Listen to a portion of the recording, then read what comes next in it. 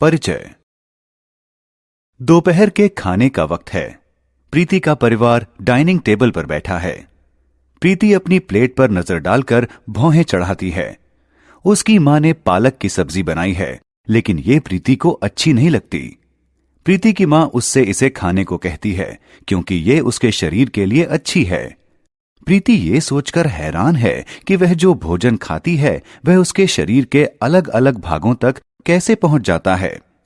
इस पाठ में हम ऑक्सीजन, पोषक तत्वों और अपशिष्ट पदार्थों के शरीर के एक भाग से दूसरे भाग तक पहुंचने की प्रक्रिया पर चर्चा करेंगे।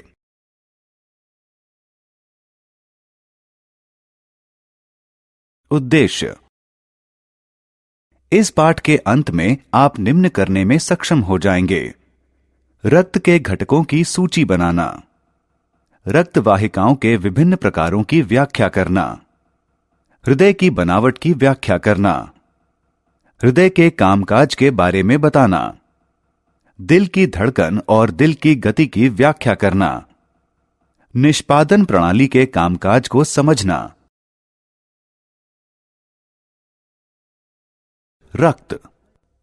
राहुल ने अपने स्कूल में 100 मीटर की दौड़ में हिस्सा लिया। दौड़ते समय वह गिर गया और उसे चोट लग गई। घाव से कुछ देर तक रक्त निकला और फिर जम गया। ये देखकर उसे उत्सुकता हुई। वह जानना चाहता है कि ऐसा कैसे हुआ। रक्त एक तरल पदार्थ है जो हमारे जिंदा रहने के लिए आवश्यक है। यह ऑक्सीजन तथा पोषक तत्वों को शरीर के अंगों तक पहुंचाता है। यह अपशिष्ट पदार्थों को शरीर के अंगों से बाहर निकालने के लिए भी अपने साथ ले जाता है। रक्त में रक्त कोशिकाएं होती हैं जो प्लाज्मा कहलाने वाले तरल में तैरती रहती हैं। प्लाज्मा का रंग पीला होता है और इसमें 90% पानी होता है। पानी के अतिरिक्त प्लाज्मा में हार्मोन, प्रोटीन, ग्लूकोज और कार्बन डाइऑक्साइड भी होते हैं। रक्त कोशिकाएं 3 प्रकार की होती हैं: लाल रक्त कोशिकाएं यानी आरबीसी, श्वेत रक्त कोशिकाएं यानी डब्ल्यूबीसी और पट्टिकाणु यानी प्लेटलेट्स। आरबीसी को एरिथ्रोसाइट्स भी कहते हैं। इनका आकार किसी तश्तरी जैसा होता है। इनमें हीमोग्लोबिन नाम का एक प्रोटीन होता है जिसमें लौह की अधिकता होती है और इसी से रक्त को उसका लाल रंग मिलता है। हीमोग्लोबिन शरीर के विभिन्न हिस्सों तक ऑक्सीजन को पहुंचाता है। डब्ल्यूबीसी को ल्यूकोसाइट्स भी कहा जाता है। इनका आकार अलग अलग होता है। ये शरीर में दाखिल होने वाले जीवाणुओं और विषाणुओं से जूझने के लिए एंटीबॉडीज को उत्पन्न करते हैं। पट्टिकाणु यानी प्लेटलेट्स को थ्रम्बोसाइट्स भी कहा जाता है। इनका आकार अंडे जैसा होता है। इनसे रक्त के थक्के बनने में मदद मिलती है।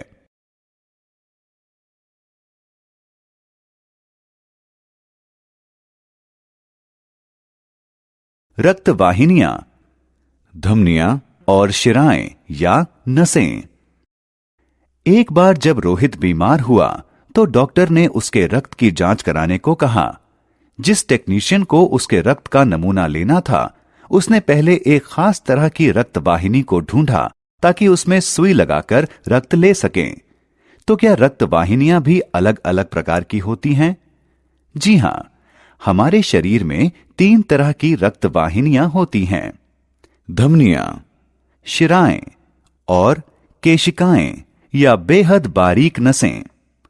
धमनियां मोटी दीवारों वाली रक्त वाहिनियां होती हैं। वे ऑक्सीजन युक्त रक्त को हृदय से शरीर के अन्य सभी अंगों तक ले जाती हैं। धमनियां भी 2 प्रकार की होती हैं: प्रणालीगत धमनियां, ये ऑक्सीजन युक्त रक्त को हृदय से शरीर के दूसरे अंगों तक ले जाती हैं। फुफ्फुस धमनियां, ये ऑक्सीजन रहित रक्त को हृदय से फेफड़ों तक ले जाती हैं। शिराएं पतली दीवारों वाली रक्तवाहिकाएं होती हैं। ये त्वचा के निकट होती हैं। ये ऑक्सीजन विहीन रक्त को शरीर के विभिन्न हिस्सों से हृदय तक ले जाती हैं। अधिकतर शिराओं में शिरा परक वाल्व यानी वीनस वाल्व होते हैं जो ये सुनिश्चित करते हैं कि रक्त केवल हृदय की ओर ही प्रवाहित हो। ये वाल्व रक्त को वापस बहने से रोकते हैं। इन शिराओं में रक्त का दबाव धमनियों से कम होता है। शिराएं दो प्रकार की होती हैं। प्रणालीगत शिराएं, ये ऑक्सीजन विहीन रक्त को शरीर के विभिन्न हिस्सों से हृदय की ओर ले जाती हैं। फुफ्फुस शिराएं, ये ऑक्सीजन युक्त रक्त को फेफड़ों से हृदय की ओर ले जाती हैं।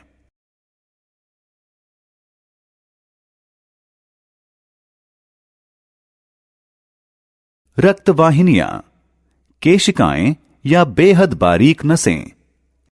धमनियां और छोटी रक्तवाहिनियों में विभक्त हो जाती हैं, जिन्हें रोहिणिका यानी आर्टेरियोल कहते हैं, और ये भी आगे बढ़कर केशिकाएं बन जाती हैं। केशिकाएं रक्त की बेहद पतली वाहिनियां होती हैं जो ऊतकों में मौजूद होती हैं। ये ऑक्सीजन युक्त रक्त को धमनियों से ऊतकों तक ले जाती हैं। आरबीसी में मौजूद ऑक्सीजन और ऊतकों वाले अपशिष्ट पदार्थ का विनिमय केशिकीय दीवारों यानी कैपिलरी वॉल्स के जरिए होता रहता है। ऑक्सीजन विहीन रक्त को ले जाने वाली ये केशिकाएं आपस में जुड़कर वेन्यूल बन जाती हैं और फिर ये भी आपस में जुड़कर शिराएं बन जाती हैं।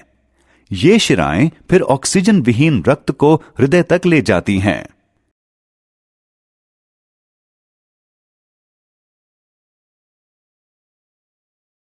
हृदय की संरचना। हृदय मांसपेशियों से बना एक अंग है जो सीने में बाईं ओर स्थित होता है। इसका आकार इंसान की मुट्ठी के बराबर होता है। यह रक्त को शरीर के विभिन्न हिस्सों तक पहुंचाने का काम करता है। यह पेरिकार्डियम नामक एक सुरक्षात्मक थैली में लिपटा होता है। हृदय 4 कक्षों में बटा होता है। ऊपर वाले 2 चेंबरों को बायां अलिंद और दायां अलिंद कहा जाता है। नीचे वाले 2 चेंबरों को बायां निलय और दायां निलय कहा जाता है। सेप्टम नामक एक मांसपेशी हृदय के बाएं और दाएं हिस्से को अलग अलग करती है। हृदय की कार्यप्रणाली। हृदय का दाहिना भाग शरीर के अन्य हिस्सों से प्राप्त ऑक्सीजन विहीन रक्त को शुद्ध करने के लिए फेफड़ों में लाता है।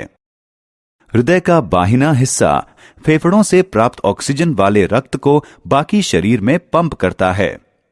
हृदय सिकुड़ने और फैलने की एक खास ताल के जरिए रक्त को शरीर में प्रवाहित करता है। जब हृदय फैलता है तो यह रक्त से भर जाता है और जब यह सिकुड़ता है तो रक्त हृदय से बाहर चला जाता है। हृदय की एक बार फैलने और सिकुड़ने की प्रक्रिया को दिल की धड़कन कहा जाता है। 1 मिनट में दिल जितनी बार धड़कता है उसे हृदय गति कहा जाता है। किसी स्वस्थ वयस्क मानव का दिल 1 मिनट में 70 से 80 बार धड़कता है।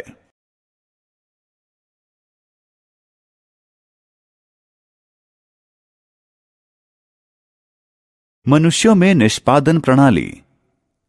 विनीता जॉगिंग करने के बाद घर लौटती है। वह पसीने में तरबतर है। उसकी मां उसे नहाने को कहती है। क्यों? दरअसल पसीना एक ऐसा अपशिष्ट पदार्थ है जिसे शरीर से दूर किया जाना चाहिए। आपने अभी जाना कि रक्त शरीर के अलग अलग हिस्सों से अपशिष्ट पदार्थों को इकट्ठा करता है।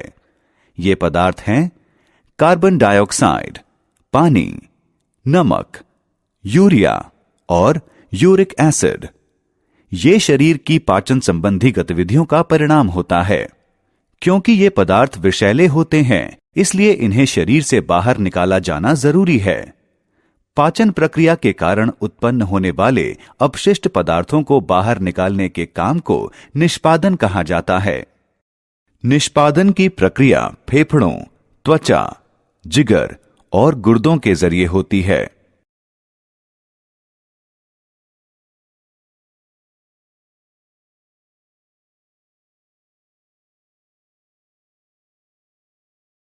सांस छोड़ने की क्रिया के दौरान फेफड़े शरीर से कार्बन डाइऑक्साइड को बाहर निकालते हैं।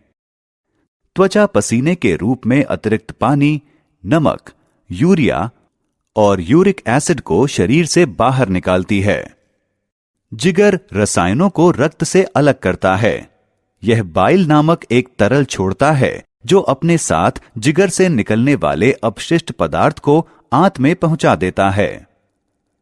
गुर्दे सेम के आकार के होते हैं और ये दो होते हैं। ये शरीर के विभिन्न हिस्सों से आने वाले रक्त को साफ करते हैं। इस प्रक्रिया के दौरान उपयोगी चीजें फिर से रक्त में अवशोषित हो जाती हैं और अपशिष्ट पदार्थ पेशाब के रूप में बाहर निकल जाते हैं। मूत्र मूत्रवाहिनी के जरिए मूत्राशय में पहुंचता है। यह मूत्राशय में जमा होता है और मूत्रा मार्ग यानी यूरेथ्रा नाम की एक मांसल ट्यूब के छोर पर मौजूद छिद्र यानी मूत्रारंध्र के जरिए बाहर निकल जाता है।